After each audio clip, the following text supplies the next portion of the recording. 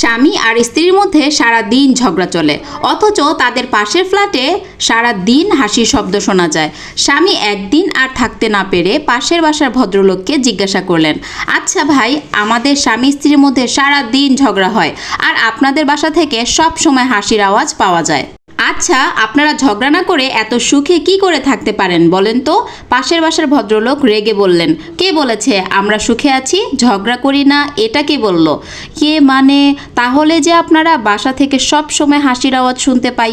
আরে ধুর, আমার বউয়ের সাথে সব সময় ঝগড়া লেগেই থাকে, আর ঝগড়া হলেই ও হাতের কাছে যা পায় তা আমার দিকে ছুঁড়ে মারে।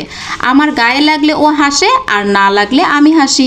তখন পাশের ভাষার সেই ভাইয়া বলল, পুরুষরা যত বোকা হয়ে থাকে ঘরে তত শান্তি। একটু বোকা হয়ে দেখুন, ভাবি আপনার সাথে আর ঝগড়া করবে না, আর আশপাশ থেকে মানুষ জানতেও পারবে না আপনারা ঝগড়া করছেন না কি করছেন। আপনাদের মন মানসিকতা সম্পর্কেও মানুষ জানতে পারবে না।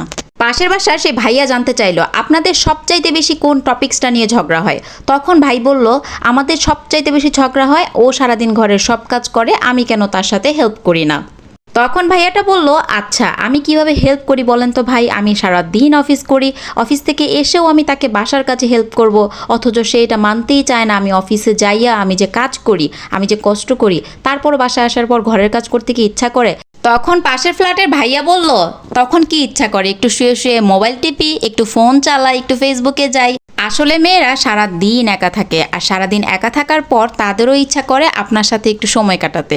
আর আমরা এসে কি করি? আমরা সব সময় এসেই ফোনটা হাতে নিয়ে বসে পড়ি, আর একদম খাওয়ার আগ পর্যন্ত ফোনটা চলতেই থাকে, সরি ঘুমানোর আগ পর্যন্ত।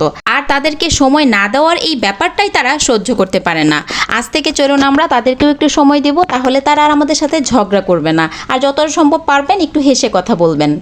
দুইজনে মিলে আলোচনা করে নিল যে তারা আর কখনোই ঝগড়া করবে না, যে যার বাসায় চলে গেল। জেদ করে সংসার হয় না, ভালোবাসা দিয়ে সংসারটাকে সাজিয়ে গুছিয়ে রাখুন। ভালোবাসবেন, সংসারটা সুখের হবে, আর তা না হলে ডিভোর্স হবে, আর বিচ্ছেদ হবে। এছাড়া আর কিছুই না। কোরবানির ঈদ মানেই গরুর মাংস। সবাই গরুর মাংস খেতে খেতে যাদের মুখটা একদম নষ্ট হয়ে গেছে, তারা কিন্তু একটু রোস্ট বানিয়ে খেতে পারেন। আমি কিন্তু এটা আগেই বানিয়েছিলাম, এখন ভিডিওটা আপলোড করলাম। রোস্টটা রান্না কেমন হয়েছে দেখে তো সবাই বুঝে গিয়েছেন। প্রত্যেকটা মশলা তো আমরা সবাই চিনি, নর্মালি এই মশলা দিয়ে আমরা রোস্ট বানায় থাকি, আর এই রোস্টটা খেতে আসলেই অনেক মজা হয়েছে। ঈদের পর থেকে সবাই মাংস খেতে খেতে এখন সবাই কিন্তু একটু ভর্তা, ভাজি, আলুর তরকারি এগুলো খাচ্ছে, কারণ মুখে আর ভালো লাগতেছে না। এখন সবাই একটু ভিন্ন রকম কিছু তৈরি করে খাচ্ছে। পেঁয়াজ বেরেস্তাটা আমি আগেই করে রেখেছি, এখন শুধু বলক আসার অপেক্ষা। বলক চলে আসলে কিন্তু আমি পেঁয়াজ বেরেস্তাটা দিয়ে দিব। সব শেষে দিলে যেটা হয়, এটার টেস্ট আপনি পাবেন না, পেঁয়াজ বেরেস্তার যে ফ্লেভারটা ওইটাও আপনি পাবেন না। বলক চলে আসার পরপরই উপর থেকে দিয়ে দিবেন, তাহলে পুরো তরকারিতে মিশে যাবে। খাবারের সবচাইতে মূল আকর্ষণ আর টেস্ট হচ্ছে পেঁয়াজ বেরেস্তা। এটা কিন্তু আপনি ভেজে একটা বয়ামে রেখে দিতে পারেন, খাবারের উপর দিয়ে ছিটিয়ে দিবেন, খেতে ভালো লাগবে। কোনটা ভালো লেগেছে, গল্প নাকি রোস্ট রান্নাটা? অবশ্যই জানাবেন।